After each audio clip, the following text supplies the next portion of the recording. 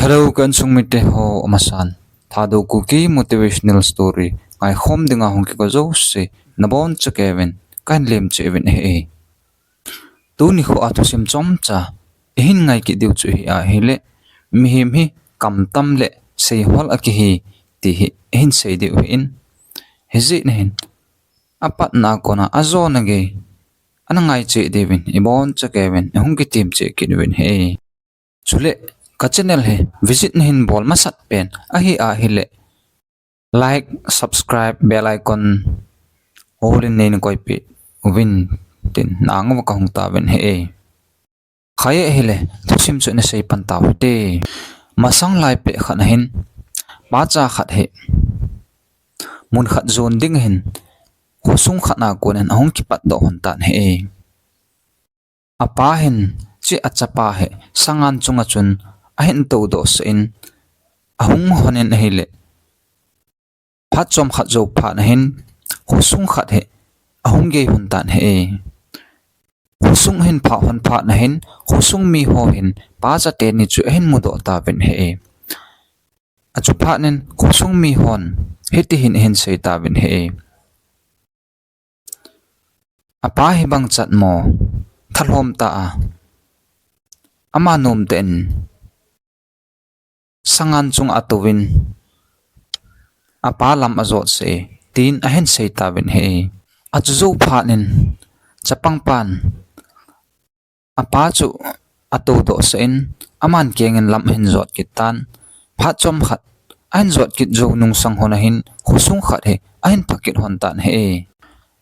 he chu khusung hin pha kit hon pha na hin mi hon heti hin sei kit ta ven he achapa jong lungse na anei pui ama nom ta en sangan chung atowin achapa lam ahen zo sa e tin ahen sei kitawin he e khusung mi hon hiti a hen sei kit pha na chun ama ni jong phat chom khat hong kit hon zo hin apa jong akum kit tan sangan to ama ho thum chu heti chun sangan chunga chun apa jong ato tapon achapa jong ato tapon ama ho thum chu ahung ki ron ta ven he phat chom khat an zot kit zo nung song wa hin ngamang thing noi la khat hin mi phabe be an ki nu vin he he chi mi ho chun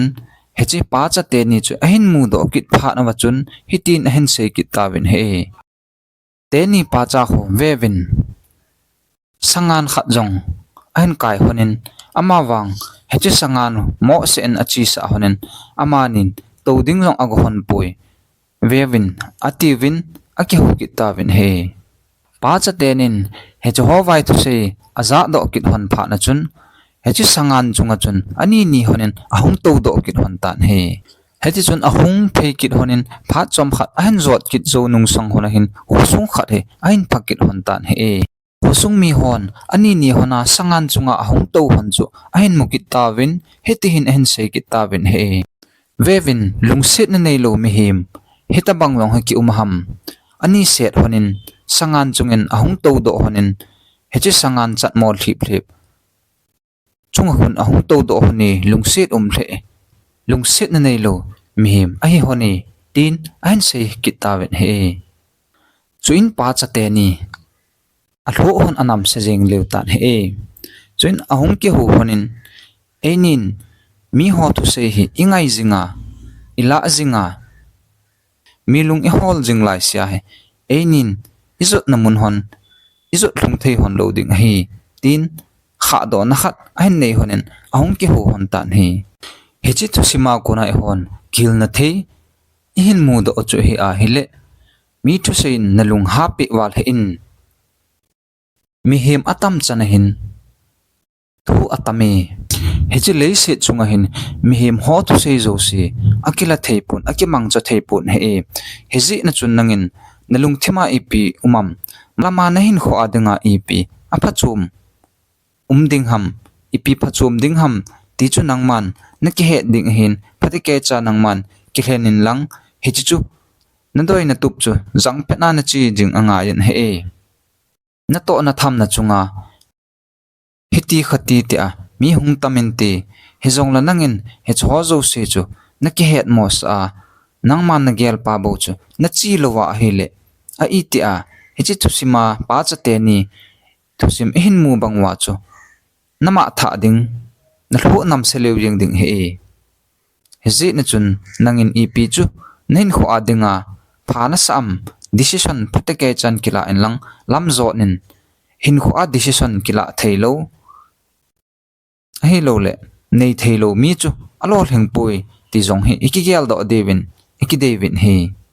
mi him hindan mi him ngaidan he hile tuni ho a thu chum ase chu jingni ho le thu chum ase ki no he ti igel do jing diu anga sin he hezi na chun mi thu se latalovin e hon decision kila utin pharke chan lam zot ta te ti chu hum ki sei pi to e he chu he chi thu sima ko na chu hin mu do he he song le nalung thimin daw ni mai thein na ti aji chu mi him chu koi macha acham kim aki umpun he hezi a chu e malung gel le hung hi thei zo lo mai thei jong hung hin ti he song le ipi chu hi te hen lang he song le nangin tun a mi thu sei na la pa chu jingni khole ama thu sei mama chu na la kit ding a kit ni zong le ama thu sei mama na la ding atinga hele heti a chu mi thu sei na la jing tinga ale mi na do jing tinga hele min na chim ding na ning ki hal ding he hezi a chun apa pen chu hele eiman decision kila gut ding phade ke cha I decision dung zu ya chu lam zot ta te ti thu do la chu hung ki sei pi to he thusim hin sei naw chan chu hung he tan tin pha chom chahat thusim hin ngai khom na wa ingai nom wa pha sa wa is it away sa ai thang so pi ule naw dang ngai ding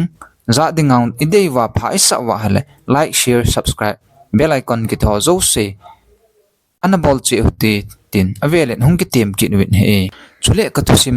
hin sei pan wa ko na e hin ngai pi ho zo se chunga ki pa thu sim zo lo kan phungin abana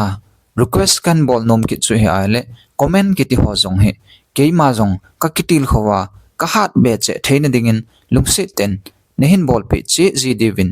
na angawa ka hung ta vin he aji chu te second pa cha na angai cha he banga chun tun ken jong pa cha na nang ho sei phat na nang ho to sot na chu ka ngai cha mama e ti avela hung ki het sa tu ki no hintin azonan abana thusim tu sanga hoi jala phazwa hin ngai kit ka sevin nabon cha kevin anadam sel ta bin